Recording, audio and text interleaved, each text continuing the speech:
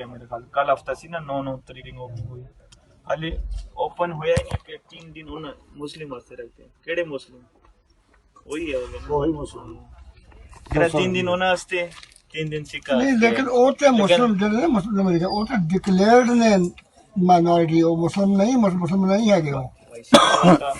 ਮੁਸਲਿਮ ਸਾਡੇ ਤੁਹਾਡੇ ਆਇਨ ਦੇ ਵਿੱਚ ਜਿਹੜਾ ਹੈ ਨਾ ਫੁੱਟੋ ਨੇ ਉਹਨਾਂ ਨੂੰ ਡਿਕਲੇਅਰ ਕਰਦੇ ਸੀ ਕਿ ਨਾਨ ਮੁਸਲਿਮ ਹੈ ਉਦੋਂ ਅੱਗਾ ਬਹੁਤ ਲੱਗੀ ਹਾਂਜੀ ਬੁੱਟੇ ਦੇ ਕਿਹੜੀ ਗੱਲ ਚੱਲ ਰਹੀ ਬੁੱਟੇ ਦੇ नहीं ये आइन का हिस्सा बन चुकी है चीज मतलब है नहीं कि जबानी कलामी दी ਨਹੀਂ ਕਾਦੀਆਨੀ ਇੰਡੀਆ 'ਚ ਰਹਿੰਦੇ ਨੇ इंडिया में बहुत कादियान है इंडिया च सी ਉੱਥੋਂ ਜੇ ਸਾਰ ਚੱਲਿਆ ਉਹ ਮਿਰਜ਼ਾ ਤੇ ਜਿਹੜਾ ਕਾਦੀਆਨੀ ਦੇ ਕਿੰਨੇ ਦਿਨ ਰੱਖੇ ਨੇ 3 ਦਿਨ ਤੇ 3 ਦਿਨ ਤੁਹਾਡੇ 3 ਦਿਨ ਕਾਦੀਆਨੀ ਦੇ ਨਹੀਂ 3 ਦਿਨ ਤੁਸੀਂ ਜਾ ਹੀ ਨਹੀਂ ਸਕਦੇ हाँ मेरे ख्याल से स्पेशल होना चाहिए